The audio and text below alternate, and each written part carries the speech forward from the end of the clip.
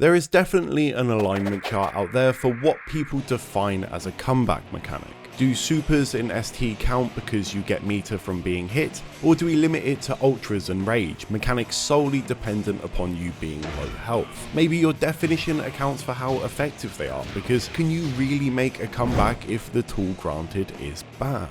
There is, however, a system so blatant in its purpose, no one could ever argue its status as a comeback mechanic, one we didn't know about for 25 years. And it's found in Alpha 2. A really interesting trait of old games and the environment they were played in was the huge gap in knowledge we had about them. Reality is, without training mode, you're garnering a lot of your information from feel during actual competitive play. This feels like a good anti-air because it worked a couple of times. This feels plus on block because the opponent's Abare lost afterwards. You could test these things if you had time with a cabinet and a friend, but it wasn't common, easy, or scientific. That's what's so cool about the modern era. Due to emulation, we have people reverse engineering entire games, farming the data we need to truly understand their systems and nuances. Now we can actually verify those feelings, actually detail what is behind them. But sometimes it takes a while, and that was certainly the case here. This is Alex Valle, Mr. Street Fighter himself, the man who's won more tournaments than you have ranked games, and the one who discovered some of Alpha 2's defining tech. 2.5 decades ago, he had a feeling about this game. He thought that the player who was down a round would receive a damage boost. He knew it from early, but there was no data to back it up. That is until another decorated veteran of the scene, Saber, went looking. In 2021, Saber confirmed Valle's suspicions, finding out that when you were a round down, you would get one single extra point of damage each individual hit. Now this doesn't sound like much, and it often isn't. Your 3-piece combo isn't going to be notably different, but where things get really stupid is when we add in custom combos. This is Ryu's basic day 1 CC, and it does 72 damage, but if I'm a round down, it does 78, which is basically the equivalent of eating an extra jab. That's pretty strong considering you've done nothing to earn that extra hit. However, Ryu isn't exactly known for landing a lot of hits during his CC, unlike Chun. Her optimal CC is simply just mashing lightning legs and then doing up kicks as a finisher, which can net you around 25 hits in total, give or take. This means 25 extra damage, and that is just the damage of a whole nother combo tacked on top, which could easily mean death. Some characters even have B&Bs which are massively buffed by this mechanic. Look at the damage for Relento landing his Patriot Circle, it's kind of insane.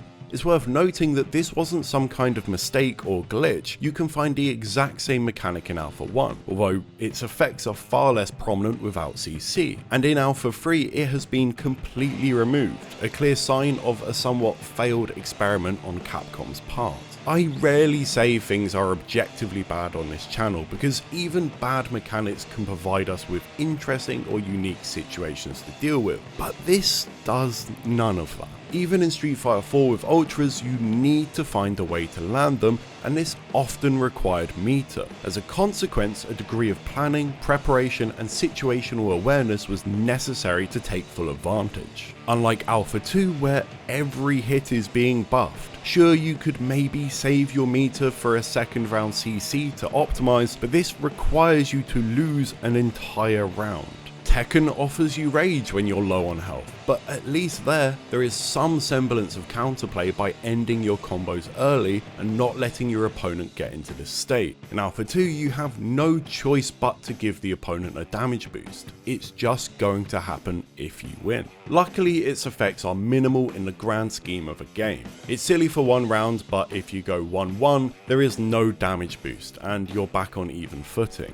It requires a player to be a round up, so for me, even though I really don't like it, it's somewhat forgivable. Comeback mechanics are brought up a lot on this channel, and it's for a good reason. They've been a sore subject for players literally since the inclusion of super meters, and I've shown you the ones I loved before, like removing chip damage kills from Street Fighter V. But there is one interpretation of rubber banding that I think is even better than this. It's frankly ingenious, but it's not found in a fighting game. Allow me to introduce to you what is probably the greatest competitive game ever created, Starcraft Brood War.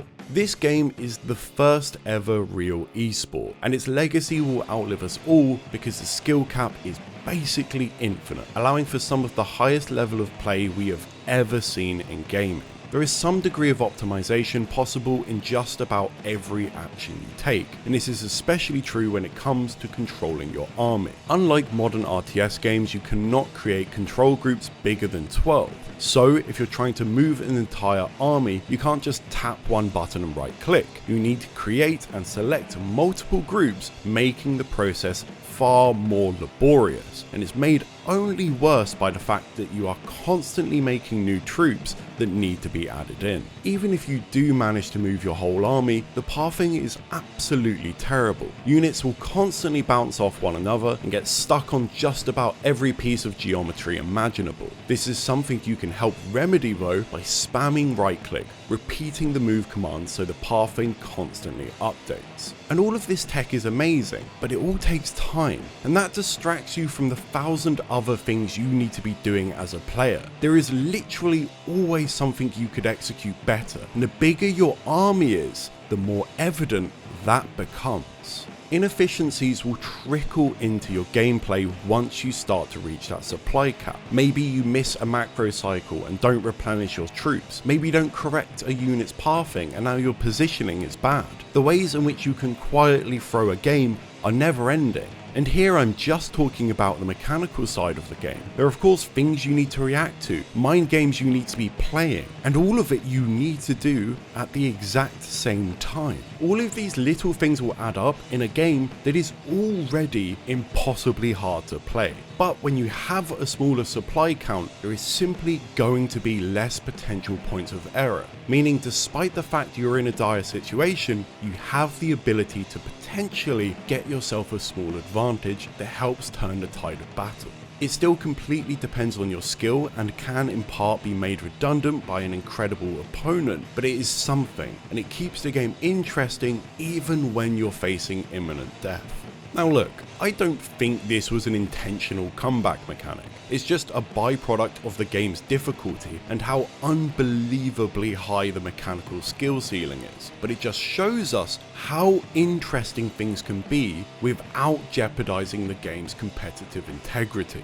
Comeback mechanics don't need to be tied to meters or damage boosts, they just need to cause an objective difficulty in closing out games. They shouldn't put you in a losing state despite having a health advantage, but they should make you work for that W. And maybe how we achieve that is by looking outside our genre for inspiration. Because as things stand, for every interesting comeback mechanic we have another 5 that are just a bit dull.